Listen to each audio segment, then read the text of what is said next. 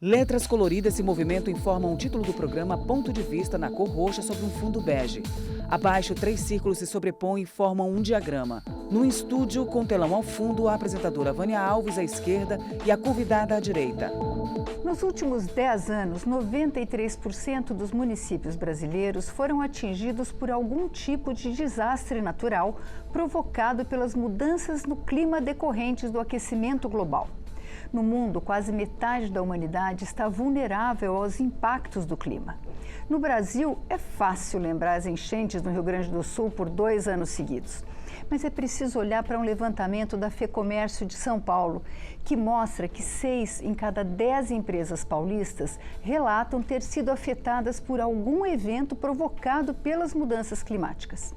Mas tem efeitos ainda mais assustadores. A previsão de redução de 120 calorias por pessoa por dia para cada 1 grau de aquecimento adicional na temperatura média da Terra. Culturas como milho, soja, trigo e mandioca podem diminuir muito até o fim deste século. Por isso, 2 palavras se impõem: mitigação e adaptação. Dessas 2 ações dependem nossa vida no planeta e a qualidade dela. Nós vamos abordar esses temas com a diretora de Clima, Economia e Finanças da WRI, Organização Global de Pesquisa Voltada para o Meio Ambiente, Karen Silverwold-Cope. Antes da WRI, Karen foi diretora do Plano Nacional de Adaptação à Mudança do Clima, coordenadora geral do Plano Nacional sobre Mudança do Clima e do Fundo Nacional sobre Mudança do Clima, só para ficar em alguns dos postos chaves que ela ocupou. Experiência que vai nos ajudar a entender nosso tema deste ponto de vista. Karen, muito obrigada por ter aceito o nosso convite. Dá para a gente dizer que mitigação é para tentar resolver e adaptação é para remediar? Obrigada pelo convite, é uma satisfação estar aqui com vocês e acho que sim, essa é uma boa distinção. Hoje o debate sobre a mitigação, ele trata das medidas e das alternativas que vão reduzir a emissão dos gases que causam aquecimento global. A adaptação, ela vai tratar dos efeitos que essa mudança já em curso traz, na humanidade. Então, de fato, a melhor estratégia da adaptação seria uma alta mitigação e uma mitigação antecipada.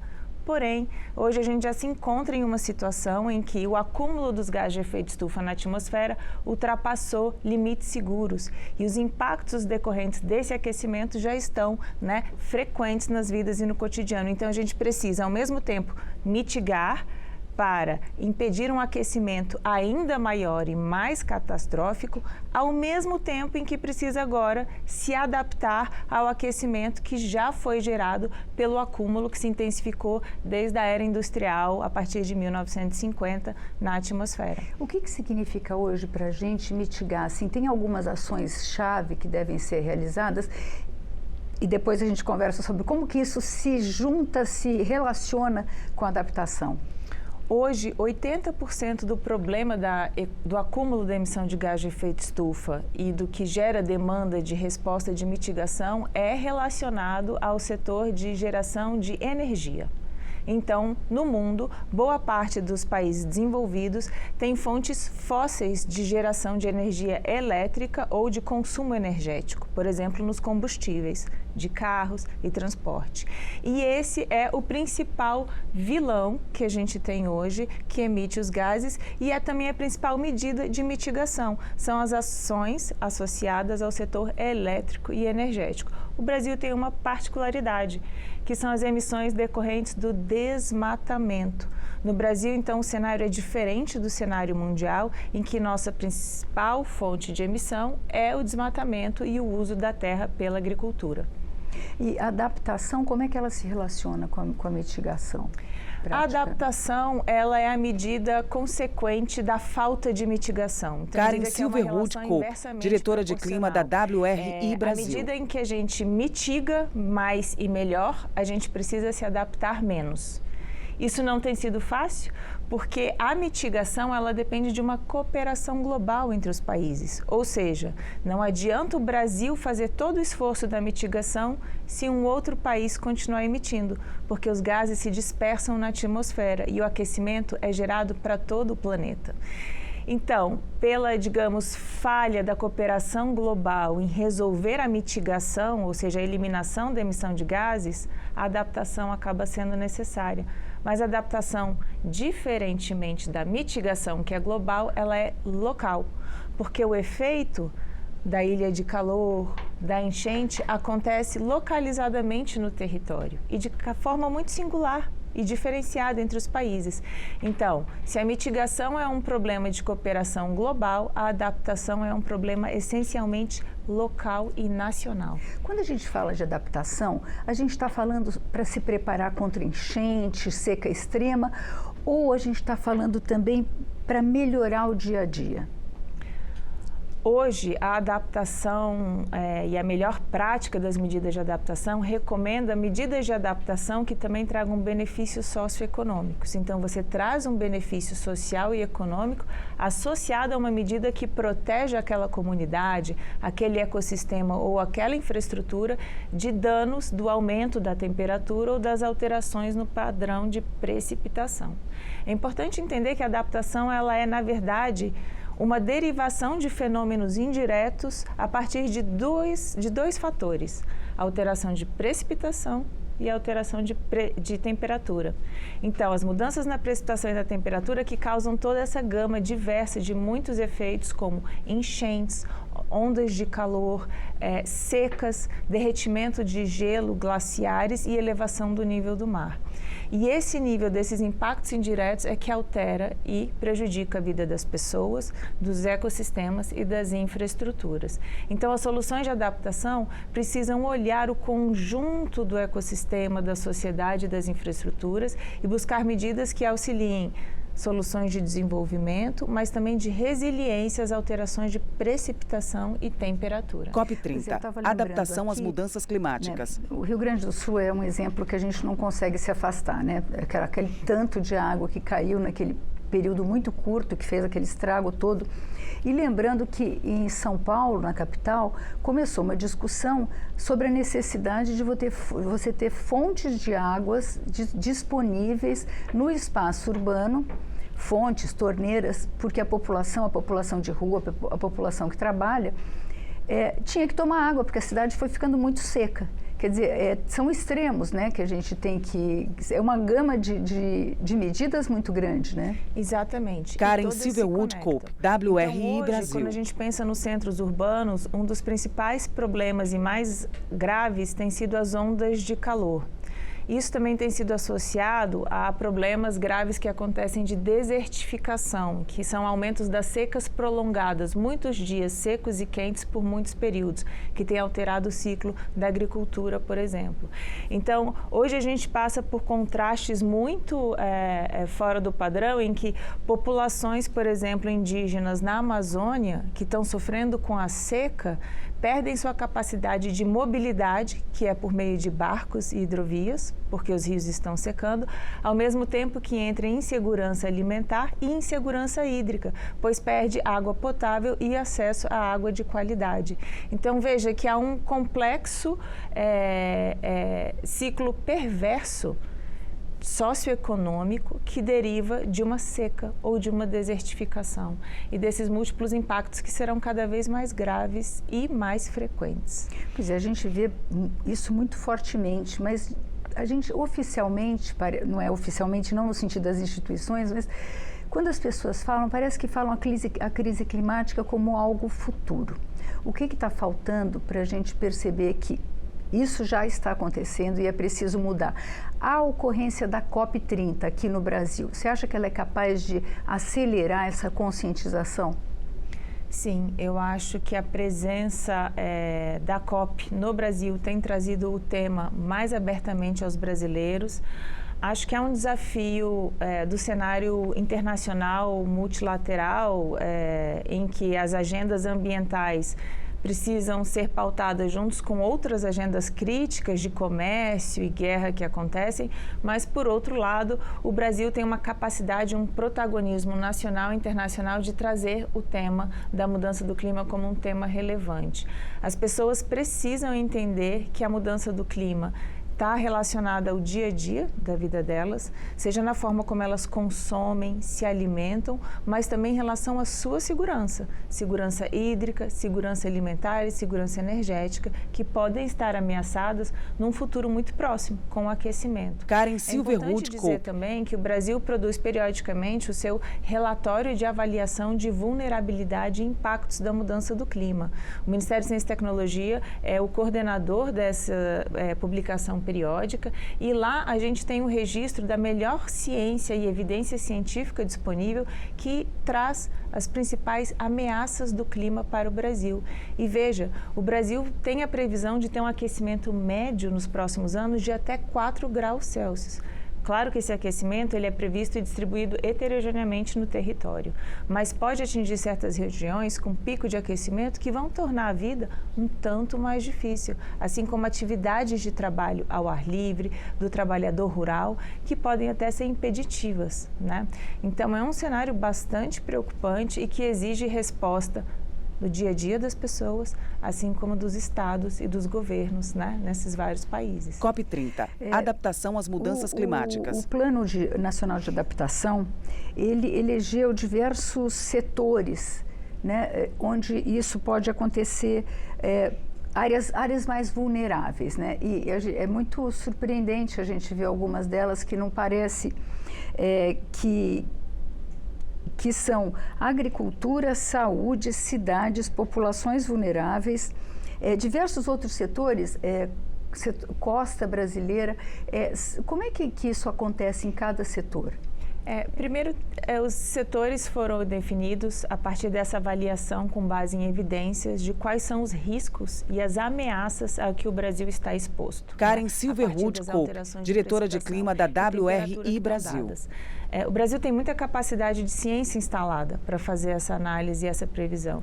Isso facilitou com que o governo conseguisse entender esse mapa estratégico do risco e da ameaça climática e pudesse trazer os setores responsáveis no diálogo com a sociedade, com o setor privado, para o debate das estratégias de adaptação.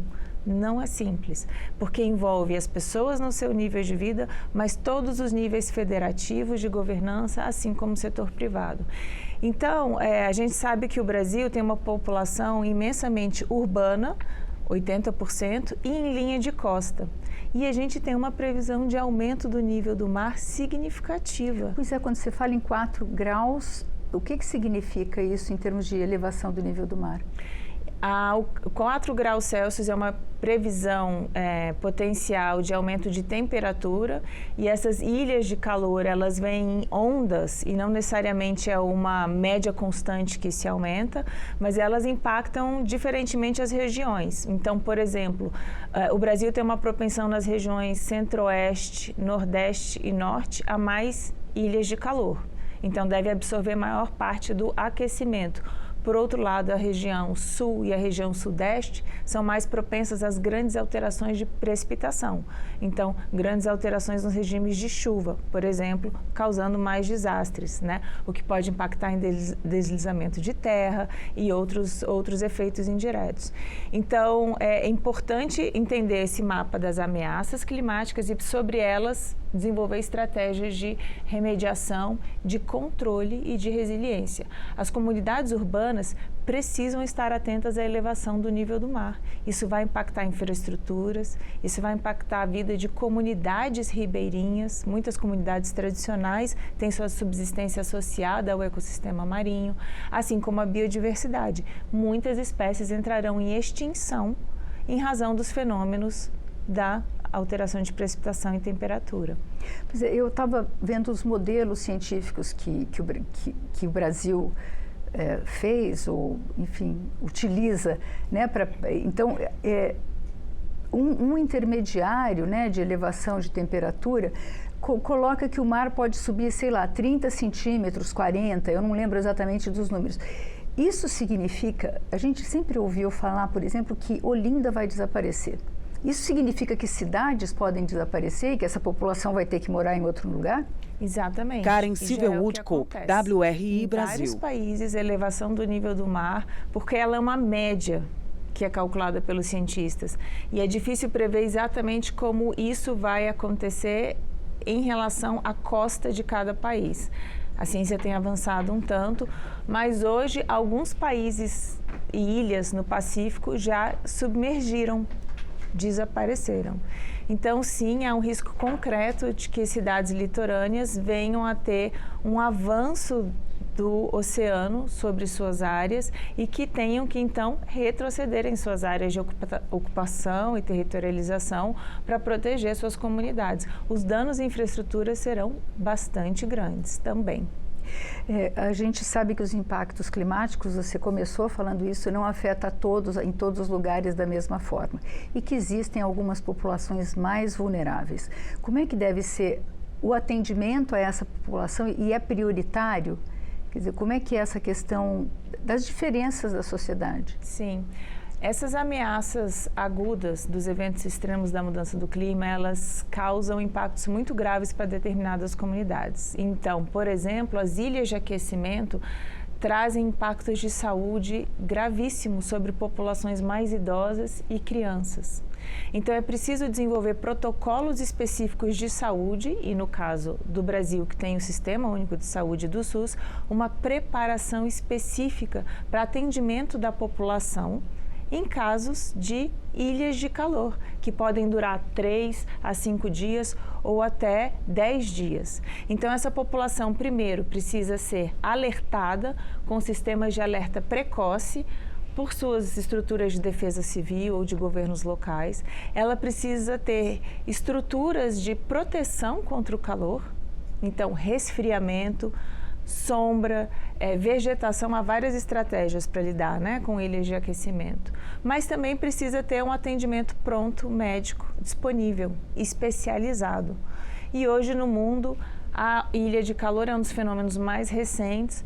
Muitos protocolos precisam ser ainda formulados pela medicina e as estruturas médicas hospitalares precisam ainda ser adaptadas para um mundo que vai ter um aquecimento cada vez mais, né, com picos de calor frequentes e constantes. O Brasil tem diversas populações que estão se organizando fortemente para participar dessa COP, cobrando inclusive que tenham mais espaço, que são populações ribeirinhas, populações indígenas, grupos de mulheres que trabalham na coleta, de mulheres negras.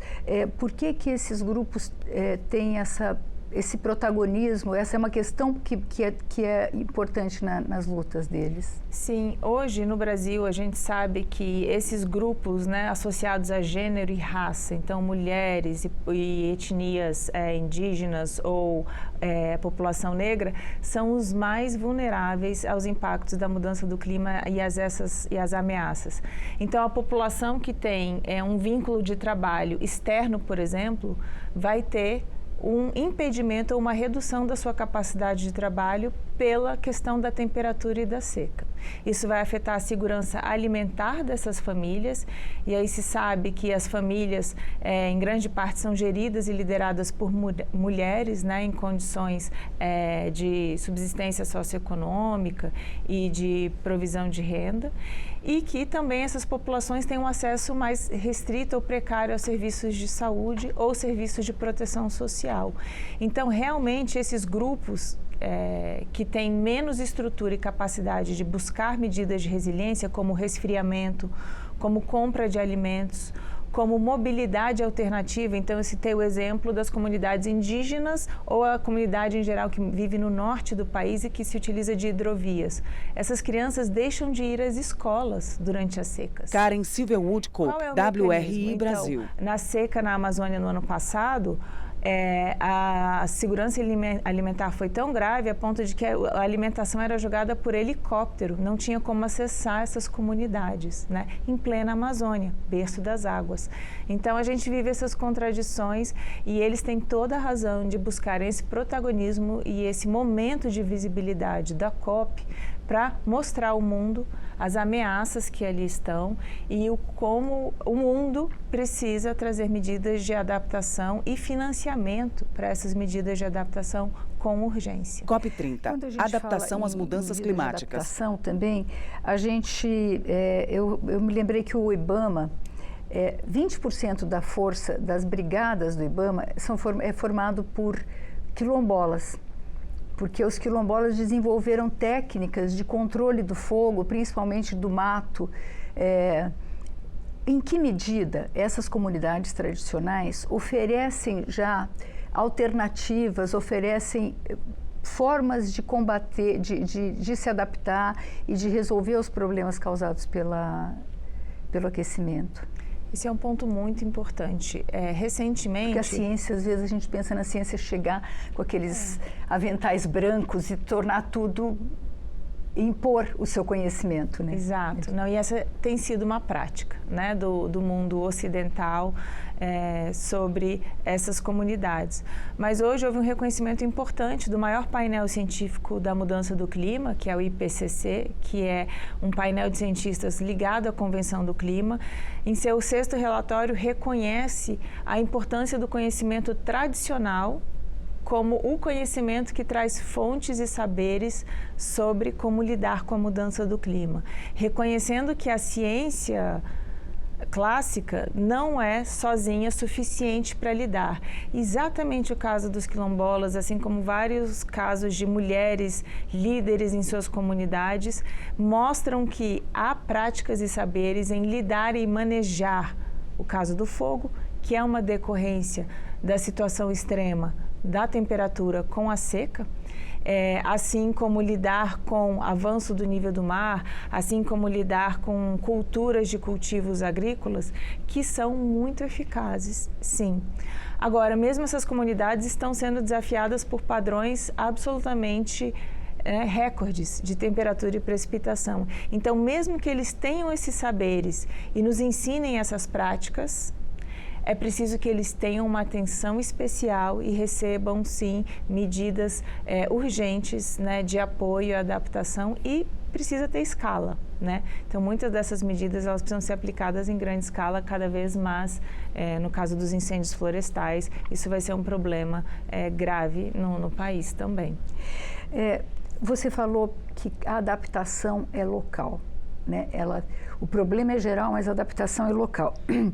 Como é que funciona, nesse sentido, a articulação, como é que deve funcionar a articulação entre governo federal, governos estaduais e governos municipais, no sentido da ação? Quer dizer, existe uma hierarquia? Como é que deve ser feito essa? Porque não deve ser uma articulação muito fácil, né? Não. E hoje a gente tem no marco da legislação ambiental do país uma divisão de competências entre os entes da federação, mas que não distribui, no caso da adaptação, qual seria a divisão de responsabilidades em relação à gestão do risco climático, né, e da ameaça que a temperatura e a precipitação trazem. Então, a gente tem o caso de uma divisão de competências ou de responsabilidades hoje que é um pouco difusa. Atualmente, a situação é que o governo federal produz as análises, as informações e a modelagem sobre a previsão de impacto, os índices de risco e a informação sobre a ameaça climática, mas boa parte desse planejamento ou da medida recai sobre os estados e os municípios. Karen Silverwood Cope, diretora de clima da WRI Hoje, Brasil. A gente tem uma baixa capacidade estatal, né, nessa relação de coordenação entre os entes, e uma baixa capacidade estatal nos municípios e nos estados que precisam lidar com esse grande desafio. Então, hoje, é inferior a 10% o número de municípios que têm agências ou estruturas de defesa civil instaladas. Veja, como um município pode preparar ou proteger a sua população sobre uma ilha de aquecimento, ou sobre uma enchente, ou sobre um deslizamento de terra quando há grandes volumes de chuvas em dias consecutivos, sem um sistema de alerta. Eventualmente, quando o governo federal emite no nível federal o seu alerta e comunica o município muitas vezes não tem como gerar essa informação para a população, pela falta das estruturas de defesa civil. Então, a gente tem um problema crônico instalado e tem a ver com as capacidades de gestão pública, né, que estão dadas no país, que precisam muito se acelerar para conseguirem responder aos riscos e às ameaças do clima. Em que medida a agenda de mitigação e adaptação pode ou é um tema transversal às políticas públicas de desenvolvimento, econômicas, educacional, de saúde? Esse sempre foi um desafio e eu sempre estive envolvida na agenda de mudança do clima desde 2009 e eu vou dizer que num breve retrospecto do Brasil a gente tem avançado. COP30, adaptação às mudanças climáticas. Hoje esse ano comemora 15 anos da Política Nacional de Mudança do Clima. A nossa lei foi aprovada em 2009. E ela já precisa de uma atualização, inclusive, então a gente tem um marco legal que precisa ser renovado para nos trazer novos elementos e uma nova possibilidade de articulação federativa, novos mecanismos de gestão e financiamento da crise climática. Mas a gente tem avançado até porque o desastre está frequente e está trazendo em grandes proporções danos econômicos, materiais e sobre a vida das pessoas. Então, hoje, o tema se impôs à agenda pública mais do que houve, de fato, um avanço e um progresso nesses últimos 15 anos de entendimento dos governos sobre como lidar com isso. Como é que os planos diretores das cidades, 80% da população vive nas cidades, os planos diretores, mais recentemente, de grandes cidades, estão sendo revisados de forma a ampliar a ocupação imobiliária das cidades. Em que medida isso contribui para uma agenda de adaptação e em que medida eles poderiam ser um instrumento de adaptação? Eu diria que hoje, para as cidades e centros urbanos, o plano diretor seria o principal instrumento de resiliência para as populações urbanas. Infelizmente, hoje, os planos diretores, em sua grande maioria, são feitos sem considerar a ameaça climática. Karen Silverwood-Cook, WRI Brasil. Isso é bastante preocupante. Que tipo de política podia ser implementada por meio dos planos diretores? Com certeza, uma redefinição das áreas de ocupação. Então, municípios onde há uma previsão de grandes alterações de precipitação, com muitos dias de forte precipitação, não podem ter ocupação, por exemplo, em áreas de encosta, porque a chance de deslizamento é muito grande. A capacidade de drenagem pluvial de boa parte desses municípios também, que tem previsão de aumento de precipitação, com desastres relacionados às chuvas, precisa ser reestimada. Isso tem causado grandes danos de infraestrutura. Igualmente, esses municípios que estão em áreas de elevação do nível do mar precisam redefinir suas áreas de ocupação de orla, por exemplo. E esse debate ele ainda é muito pouco realizado nesse nível local e há ainda uma baixa consciência da população sobre a possibilidade muito real e concreta desses riscos impactarem a vida cotidiana delas. Quando a gente tem um grande desastre, com muita perda econômica, humana, como a gente teve, por exemplo, no Rio Grande do Sul, isso é uma oportunidade de refazer, porque você vai ter que reconstruir, de refazer com formas mais racionais, mais adaptadas à adaptação? Sim. Infelizmente, o desastre, ele traz o tema à tona e ele mostra a importância da adaptação e da busca da resiliência pelas comunidades e pelos governos. Então, desde o caso do Rio Grande do Sul, também desde o caso das secas na Amazônia, que acometeram aí os últimos 2 anos de forma bem grave a comunidade local, tem se pensado mais em o que fazer e como fazer. Mas ainda há uma baixa capacidade desses governos de agir com rapidez e na velocidade em que o dano acontece, Então, hoje, o que a gente precisa é de uma reforma estruturante da forma de se fazer a política pública, considerando a gestão do risco climático. Os planos diretores urbanos, a ocupação de costa, toda a discussão local precisa estar amparada por uma visão de risco climático, A adaptação dos sistemas de saúde, das escolas. Então, é uma mudança geral na forma como a gente vive o nosso cotidiano. Eu vi um estudo recente, não sei, acho que recente, de que uma pessoa nascida como eu nos anos 60, e vai passar por 5 ilhas, que você chama de ilhas de calor, né? A gente chama de ondas, né? Por 5 ondas de calor na vida. Quem nasceu nos anos 90 vai passar por 30. É uma mudança nessa ordem.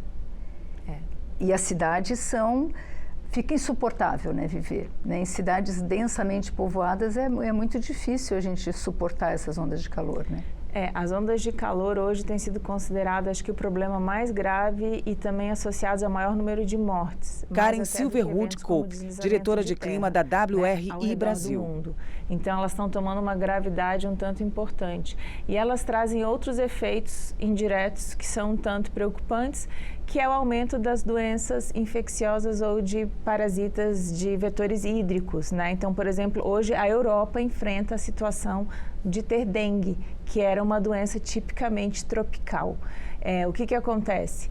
O aumento da temperatura com a precipitação alterada faz com que haja uma dispersão dessas doenças, né, malária, dengue e também doenças infecciosas que antes tinham um outro nível, né, de dispersão, mudam com o padrão da temperatura.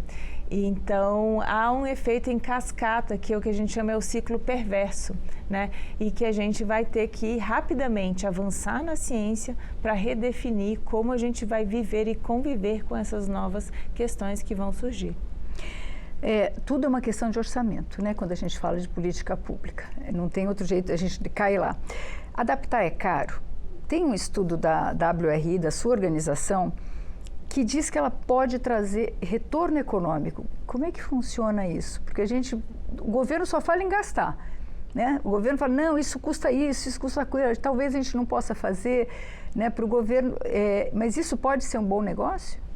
Exatamente. O que a gente fez foi analisar o caso de investimentos em 13 países, em que esses investimentos em ações de adaptação, como, por exemplo, no setor de transportes, infraestrutura, agricultura e saúde, como esses investimentos em, por exemplo, prover as áreas médicas com estratégias de adaptação reduziam o custo do número de doentes ou do número de atendidos. Então, quando você fazia uma estratégia de sistema de alerta precoce para anunciar uma ilha de calor, você reduzia o número de pessoas que precisavam de atendimento hospitalar pela ilha de calor. Então, isso gera um benefício. É quando você investe numa medida de adaptação, mas ela gera um benefício socioeconômico muito maior. Então, investir em adaptação é, na verdade, ter um retorno econômico na medida em que você tem menos gastos com outros problemas no futuro. E é o que a gente diz, que a adaptação pode, sim, ser muito benéfica e trazer, inclusive, rendimentos econômicos. Então, hoje, estruturas de transporte que são adaptadas, né, às questões de precipitação e temperatura, ou setores da área de indústria de resfriamento, ar-condicionado, vão ter um alto nível de investimento e retorno, e vai ser a nova realidade, né, do país e dos países, viver com estruturas e instalações de resfriamento. Então, há necessidade, sim, de se fazer investimentos que vão gerar adaptação, mas que vão trazer benefícios econômicos, sociais e ambientais muito superiores ao que se investiu. E isso é o que o estudo mostra. Quando você está falando basicamente de uma transição energética? Ou tem outras coisas envolvidas nisso? Também. A transição energética ela é importante, principalmente pela ótica da mitigação, pois novas formas de energia menos emissoras vão reduzir o aquecimento da Terra e vai nos demandar menos adaptação. Isso é uma frente. Outra coisa é qual vai ser o nosso consumo energético para garantir o resfriamento das estruturas onde moramos ou onde trabalhamos. Esse resfriamento, se for dependente da energia elétrica ou de uma energia de fonte fóssil, combustível, ela vai agravar o problema. Karen Silverwood-Cope, WRI Brasil. Então, ela precisa ser feita com medidas de baixa emissão de gases de efeito estufa, né? E a segurança energética, ela é fundamental para a adaptação. Quer dizer, para o empresário, o que significa? Quando você fala o setor de transporte, o de ar-condicionado, a gente sabe que o mercado só se amplia, né? Quando eu era criança, ninguém nunca falou em ar-condicionado na escola. Hoje é uma regra, né? Por exemplo, no setor de transportes. COP30, adaptação às mudanças climáticas. Os investimentos na área de transporte, assim como nas grandes infraestruturas, está ameaçado pelas grandes alterações da temperatura. Os materiais precisam ser resistentes a muitos dias consecutivos de altíssimas temperaturas, né? Então, você tem uma questão de comprometimento de asfalto. Já houve caso, por exemplo, de pista de aeroporto ou de decolagem e pouso terem que ser suspensos por conta de picos de calor em que havia risco de dano e derretimento das estruturas. Então, a gente chega num nível em que as infraestruturas não conseguem mais absorver a grande alteração da temperatura. Então, o setor precisa também trabalhar com novas tecnologias que vão ali garantir a resiliência dos materiais para durabilidade e para segurança, né? E é isso, alguns setores vão lucrar muito com a mudança do clima, como setores de ar-condicionado, como setores da indústria de resfriamento, setores da área de medicina e fármacos, porque vão ter agora, imagina as grandes empresas produtoras de vacina de dengue, uma vez que a dengue agora tem uma previsão de, né, grande espalhamento mundial. Então, há setores que vão se beneficiar muito quando investirem nas medidas de adaptação e resiliência. E muitas empresas já estão fazendo isso. As apostas no resfriamento estão crescendo bastante, por exemplo. Existe um limite para a adaptação? O quanto nós podemos continuar nessa política de vamos conviver com o aquecimento? Existe. E esse limite está até acordado na Convenção Global do Clima. Então, há uma recomendação científica de que a gente tem um limite de vida segura na Terra se esse aquecimento chegar até 1,5 ou no máximo 2 graus Celsius. Karen Silvia Woodcock, WRI Brasil. Infelizmente, já constatamos que já tivemos uma elevação de 1,1 graus Celsius médio global na Terra. Então, veja, a gente está muito perto do limite que se diz que é o limite de não retorno. Hoje, a ciência prevê um cenário um tanto catastrófico e de dimensões absurdas em todos os ecossistemas, infraestruturas e comunidades de pessoas, se ultrapassarmos os 2 graus Celsius, né? E a Convenção do Clima traz essa proposta de que os países façam a mitigação, ou seja, reduzam a emissão de gás de efeito estufa, para que a gente contenha o aquecimento a até 1,5 grau. Mas a gente está com dificuldade de chegar. Esse é um ano muito importante porque todos os países estão entregando seus compromissos de redução de emissões para 2035. O Brasil entregou o seu, aguardamos aí, maior parte dos países ainda não entregou. E ao final do ano, na COP30, saberemos se o conjunto do compromisso dos países vai nos deixar numa margem segura de, nos próximos 10 anos, nos manter num aquecimento de até 1,5 graus. A gente, é só olhar o mapa que a gente vê que o aquecimento recai também de forma muito diferenciada em países desenvolvidos e em países em desenvolvimento. Né? A gente outro dia estava falando, bom, 4 graus na Suécia vai ser até melhor para eles porque fica menos gelado. 4 graus aqui é uma hecatombe. Quer dizer, eles vão gastar muito menos em adaptação do que a gente. Como é que você vê essa questão do financiamento da adaptação? Não só da mitigação, que já é uma discussão, mas da adaptação. Quem pode pagar isso? Hoje é uma discussão muito crítica acontecendo sobre os fluxos de financiamento. O mundo hoje não financia a adaptação. E a gente sabe que o problema que a gente vive hoje foi causado pelos países desenvolvidos, porque no seu processo de industrialização, lá no século passado, foram os países que emitiram os gases que estão causando hoje o aquecimento global.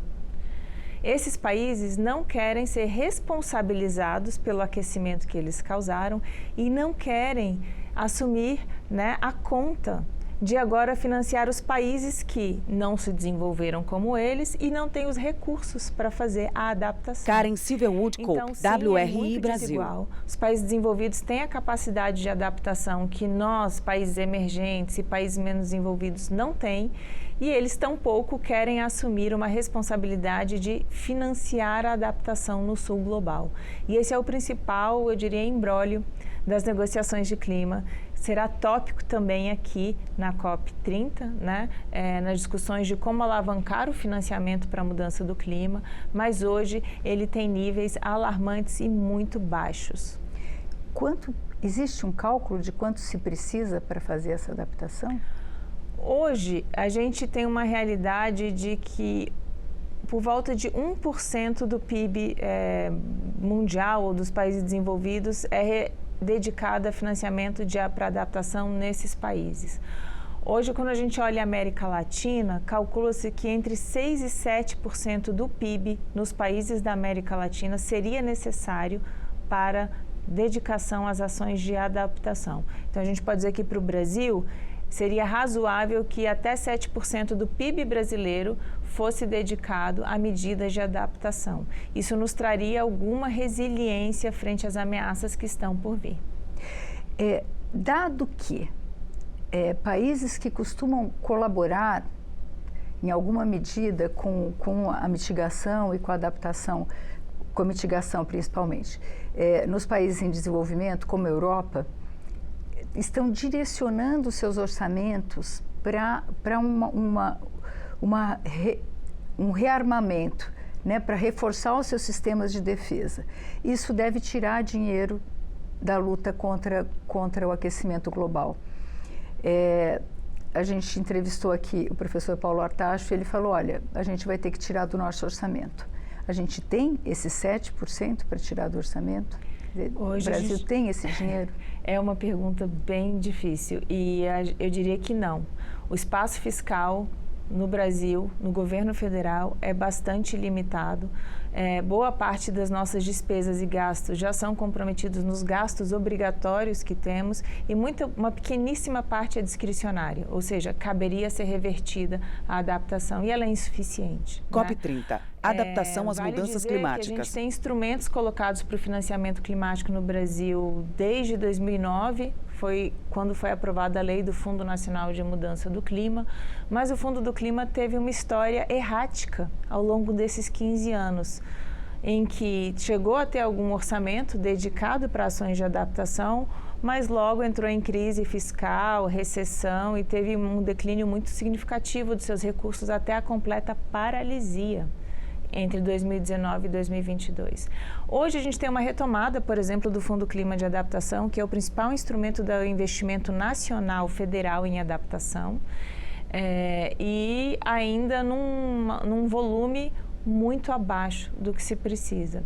Então, não basta olhar o Fundo Nacional de Mudança do Clima como uma fonte de investimento para adaptação, mas é preciso uma grande mobilização em todas as agendas setoriais para que os seus orçamentos, setor a setor, então, como a gente colocou aqui nos múltiplos setores das estratégias de adaptação, dediquem seus orçamentos próprios para medidas de adaptação. Quer dizer, é um recurso privado.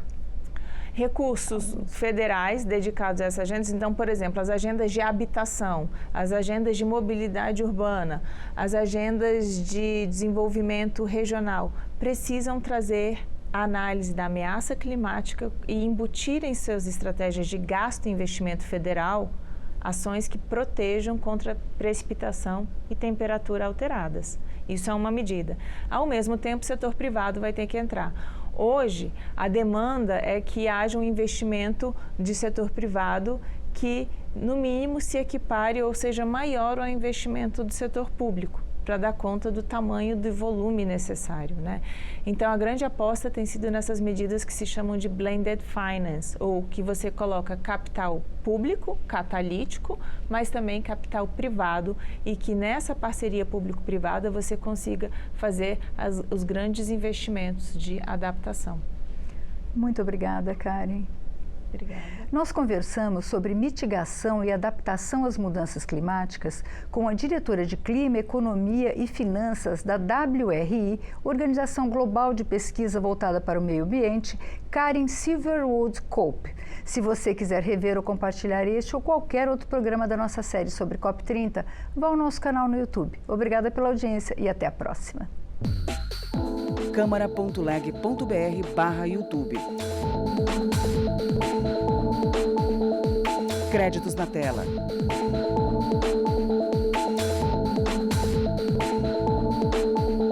logo da Câmara dos Deputados, Brasília, agosto de 2025.